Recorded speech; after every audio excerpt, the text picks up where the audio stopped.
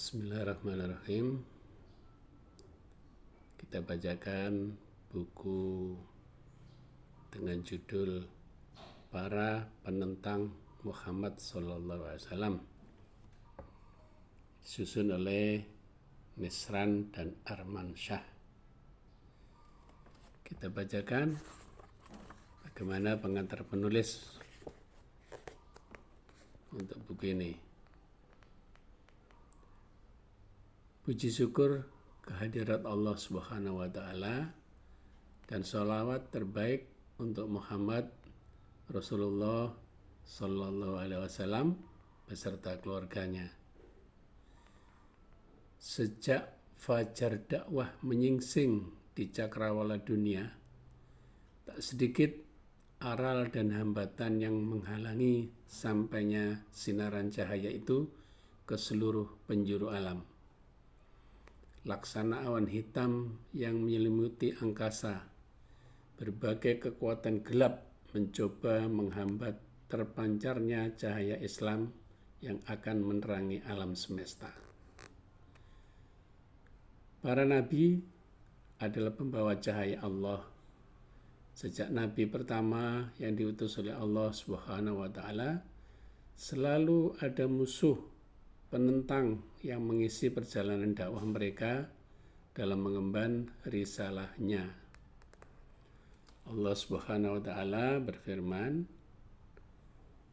yang artinya, dan demikianlah bagi tiap-tiap nabi itu kami jadikan musuh, yaitu setan-setan dari jenis manusia dan jin. Quran surat Al-An'am surat ke-6 ayat 112. Para musuh penentang itu bukannya tanpa hikmah. Syekh Mutawalli Asy-Sya'rawi dalam tafsirnya menyatakan bahwa justru keberadaan musuh para nabi itu membawa suatu faedah yang amat besar bagi risalah yang mereka bawa. Dengannya, manusia akan mudah membedakan antara kebenaran dan kebatilan, antara kebaikan dan keburukan. Pepatah menyebutkan, kebatilan adalah salah satu tentara kebenaran, sebab hadirnya kebatilan akan membuat manusia semakin bersemangat menggali kebenaran.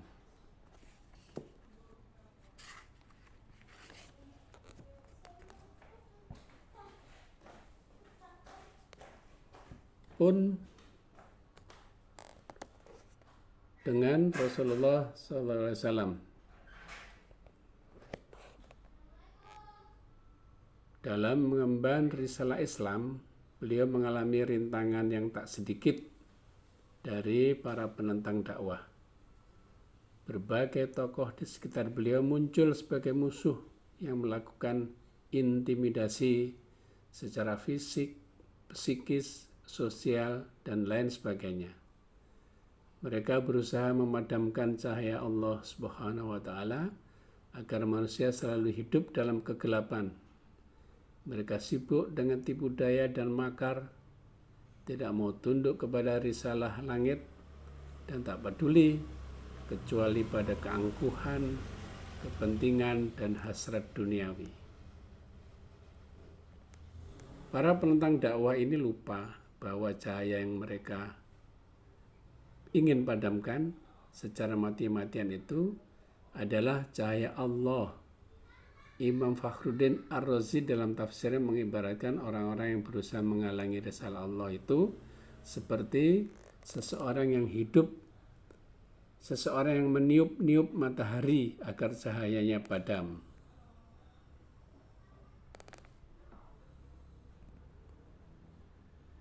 Subhanallah, mereka lupa bahwa sebesar apapun kuasa kegelapan, sekalipun tak akan mampu memadamkan setitik cahaya, apalagi itu cahaya Allah. Cahayanya adalah cahaya di atas cahaya, nur ala nur. Sepanjang perjalanan dakwah Rasulullah, Ini kita kutipkan dulu firman Allah yang artinya mereka ingin memadamkan cahaya agama Allah dengan mulut, tipu daya mereka, tetapi Allah justru menyempurnakan cahayanya walau orang-orang kafir membencinya. Quran surat As-Saff surat ke-61 ayat 8. Sepanjang perjalanan dakwah Rasulullah SAW baik di Makkah maupun Madinah, bermunculan tokoh-tokoh yang tampil sebagai musuh dan penentang beliau. Mereka hadir dari berbagai kalangan, ada yang berasal dari keluarga terdekat beliau, para pembesar negeri, bangsawan yang takut kehilangan kedudukan, para hartawan yang takut kehilangan pundi kekayaan, hingga kaum munafik dan ahlil kitab yang memendam kebencian. Sebagian penentang itu kemudian ada yang larut dalam kesesatan,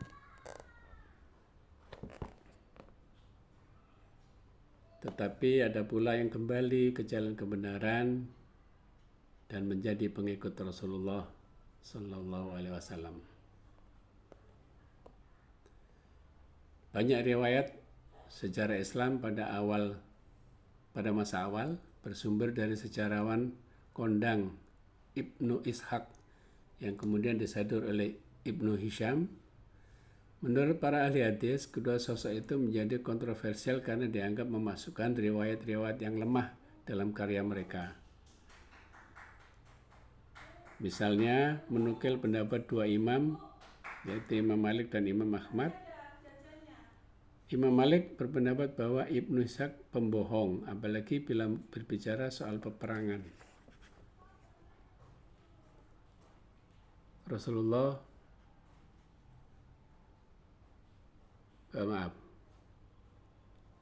Imam Malik berpendapat bahwa Ibnu Ishaq pembohong, apalagi bila berbicara soal peperangan Rasulullah. Sementara Imam Ahmad menyebut bahwa riwayat Ibnu Ishaq tidak dapat menjadi hujjah. Sosok lain yang juga sering menjadi perbincangan adalah Al-Waqidi. Dia dianggap lemah soal periwayatan, termasuk peristiwa sejarah atau sirah.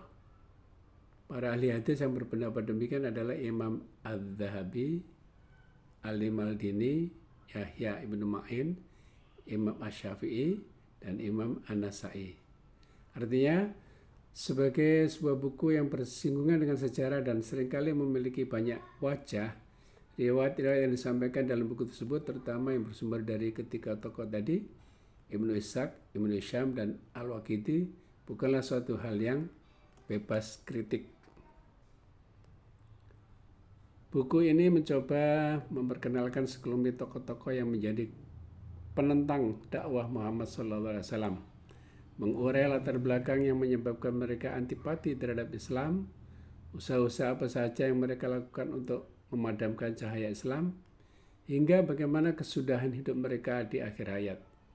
Mereka adalah sosok-sosok yang selama ini hampir terlupakan dari sejarah, walaupun sesungguhnya mereka adalah pengisi sejarah dari sisi yang lain. Tanpa mereka, sejarah akan terasa hambar. Cerita heroik tentang pejuang kebenaran pun takkan pernah ada. Dan semuanya itu kita ambil ibrah dan memperteguh keimanan kita.